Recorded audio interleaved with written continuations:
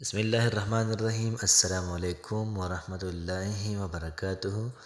امید در کوم چې تاسو ټول په ټیک ټاک کې د صحت نه به خوند او مزه اخلي.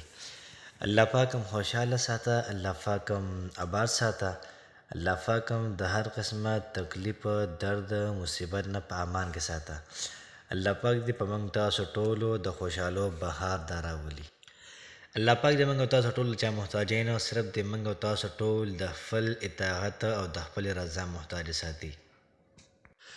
نن چې کومه زموږ وظیفه ده دا ډیره زیاته زبردست وظیفه ده او دغه وظیفه محترمو د قرآن مجید یو صورت دی، په هغې کې یو آیات دی، صرف هغه په دې ترتیب باندې ویل غواړي انشاءالله العزیز چې څومره مسایل وي څومره دا ټول مسایل به الله پاک په خپل قدرت سره را حل کړي. دغه آیات داسې دی چې کوم سړی د آیات وایي یا کومه زنانه د آیات وایي نو الله پاک به په دوی باندې د رزق باران کوي. دومره رزق به الله پاک ورکړي چې دوی به حیران نشي دا دومره رزق د کم طرفه راغلی دی.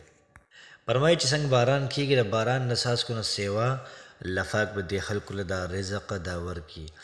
بعضې غرونه داسې وي، بعضې خویندې داسې وي د هغوی رښتې نه کېږي او په دې طریقه باندې دا صورت مبارکه ووایي انشاءالله العزیز په ښکلو مزیدار اغلا ځایونو کې به رښتې وشي.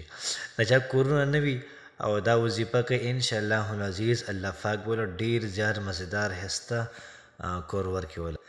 زمونږ بعض وروڼه خویندې داسې وي چې هغوی یو کار دا شروع کړي خو دا کار چې شروع شوی نه وي د شروع کېدو نه مخکې ختم شي.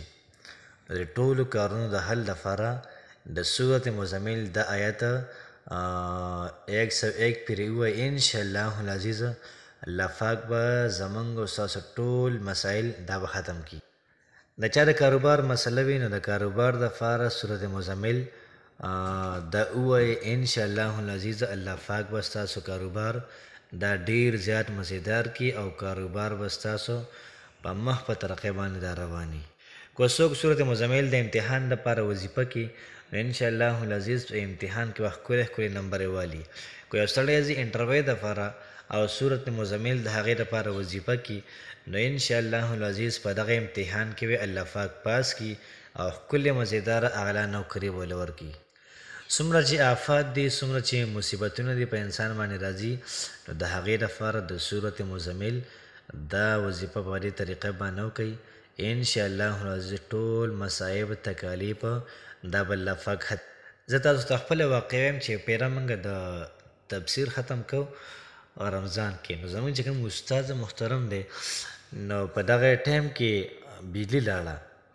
موږ کلاس کې تقریبا ډېر زیات نو د استاد اواز ټولو خلکو ته رسېده نه.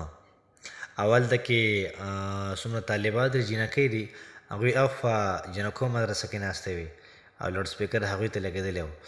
نو موږ دومره پریشانه شو که نه د اوړي موسم هلته کې بجلي هم لاړه نو ګرمي هم وه او دلته کې موږ اواز هم نه اورېدو. نو استاد محترم موږ ته وي چې کم بنده 40 پېرې یا 140 پېرې صورت مزمل ووایي انشاءالله العزیز الله پاک به هر مصیبت دا اسانوي. نو موږ یې څه شروع کړو هغه طرف ته جنکو هم شروع کړو دلته کې د هلکانو مدرسه کې هلکان هم صورت مزمل ختم دا شروع کړو. موږ لا ختم پوره کړی نه و چې الله پاک بجلي راوستله او څومره چې پریشان او ټولې پریشانۍ الله پاک زموږ دا حل کړله. که په چا باندې هر څومره غټ کار راشي نو پریشانه کېږي دې نه. دله پکار چې صورت مزمل دا 41 پېرې ووایي انشاءالله العزیز الله پاک به دا ټولې مسلې ختمې کړي. نو نن چې کومه زموږ ویډیو ده د صورت مزمل چې کوم آیت مبارکه دی نو راځئ د خپلې وظیفې طرف ته. نو نن زموږ وظیفه داره چې موږ به صورت مزمل روزانه یوه پېره وایو.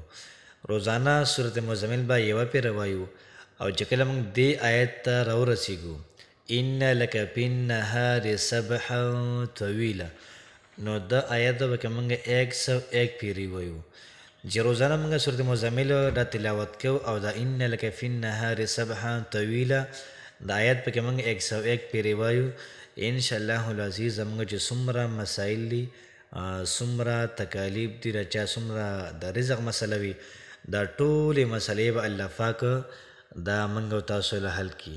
نو کوشش وکړو چې سورت مزمل په دې طریقه باندې به خپل هم وایو او خپل دوستانو سره یې شریک کړو چې دې کار خیر کې موږ سره هم هغوی دا شامل شي. الله پاک هم خوشحاله ساته.